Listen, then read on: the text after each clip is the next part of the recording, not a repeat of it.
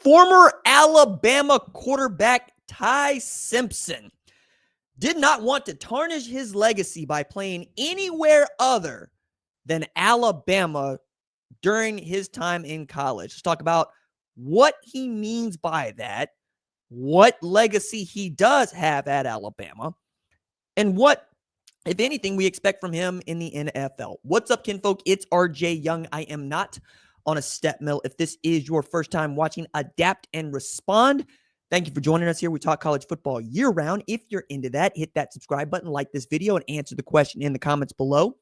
Do you think that Ty Simpson should have played one more year of college football where he probably would have collected in the range of $5 to $6.5 million, according to him, getting offers from the likes of Miami and elsewhere to play just one more year?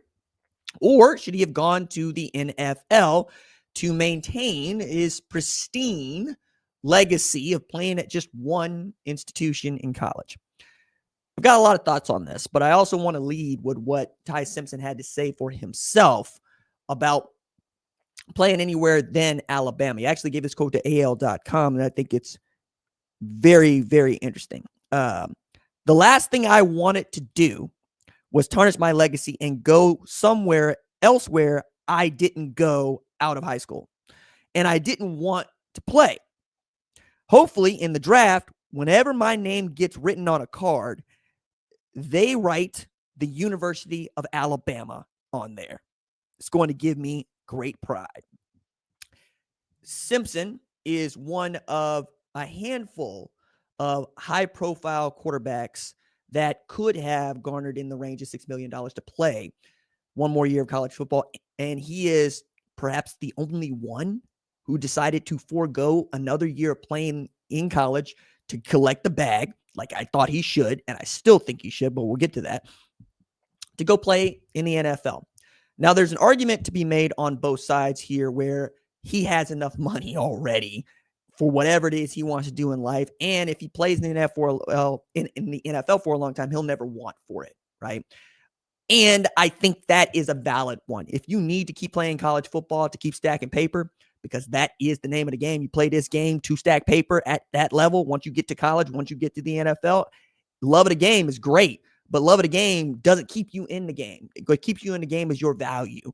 And your value is, well, monetized, right? Both by you and the teams that you're playing for. So this is a business as much as it is a passion for many. When those two things get to mix, everybody has their dream, right? So Simpson was very loud about the numbers that he was getting offered because I think he needs the NFL to understand the kind of man he is, number one. Number two, you want the NFL to buy into you as much as you want them to, you want to buy into them. So when he says, I want it to be the University of Alabama, that's going to be a huge talking point throughout this entire NFL draft cycle, which is great for him because it takes the conversation to his charisma and his loyalty and his character as a player.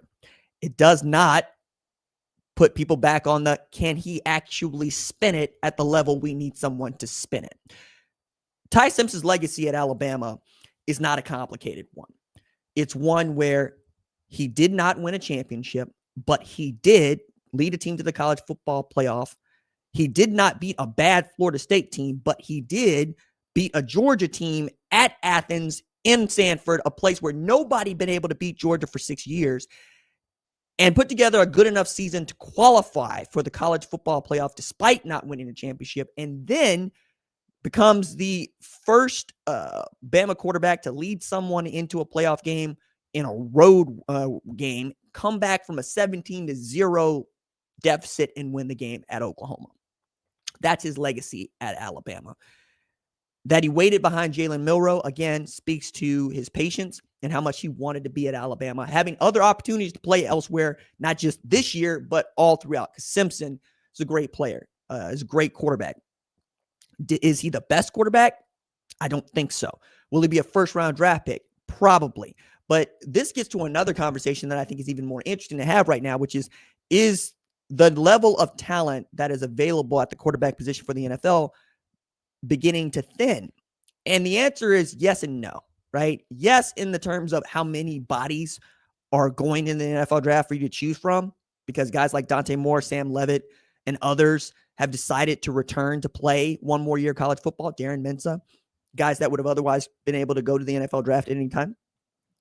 And you're incentivized to stay because the NFL is always going to be there, and you can make another $6 million playing at a lower level, $5 million, $4 million, $3 million, $2 million, before you go to the NFL where you're going to be on the clock. They are watching you very closely, and your contract is 4 with an option for 5 for them, or 3 with an option for 4 for them, depending on where you get drafted and the slotted value allotted to it, because they, unlike college football, have a collective bargaining agreement and a salary cap. Now, that cap has gone up extensively, over $300 million this year, and it's going to continue to go up.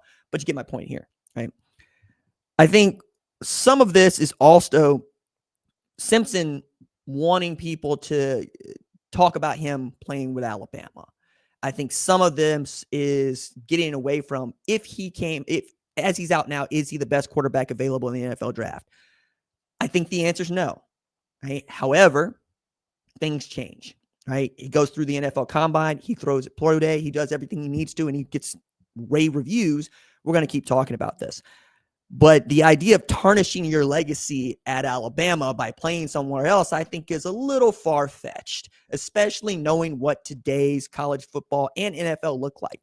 Now, if he gets drafted, let's say by the Detroit Lions, to use a team that has a quarterback that's going to be their quarterback next year and for the foreseeable future, but also perhaps you might want to be moving on from Jared Goff here not too soon. Well, you draft Ty Simpson, you have him sit a year, you do the Patrick Mahomes, and maybe you end up with a stud. Otherwise, you're just kind of looking around, right, in the NFL. In college, we're so used to kids transferring now that their identity isn't so much who they played for, but what they did while they were playing there. For instance, Jalen Hurts won a championship at Alabama, transferred to Oklahoma, took a team to the college football playoff, finished runner-up in the Heisman Trophy balloting. I don't think he's able to finish runner-up in the Heisman Trophy balloting if he didn't play at Oklahoma that year. Nobody thinks less of Jalen Hurts. And Jalen was also very loud about one thing in particular. I graduated from the University of Alabama. I played at Oklahoma, and this for name, image, and likeness and the money even factored into it. And he's a grad transfer, and those things generally go well. But if you are greedy about it, we know if you're greedy about it. And none of us, myself included, thinks that Ty Simpson would have been greedy to go get another $6 million to play on a top 25 ranked team that has a chance to win a national championship. And if that's what you want your legacy to be, great. But I would like my legacy to be, I won a national championship. I don't give a damn that I played at Alabama and didn't. If I went to Indiana and did, guess what my legacy becomes? It doesn't become that I played 3 years at Alabama and transferred to Indiana. It becomes that I am a national champ in a sport where that is so difficult to get done. So what's more important to you? That's my question. And for me, I count rings. Or I count championships. I don't care who you played for. I care about how you purported yourself while you played there.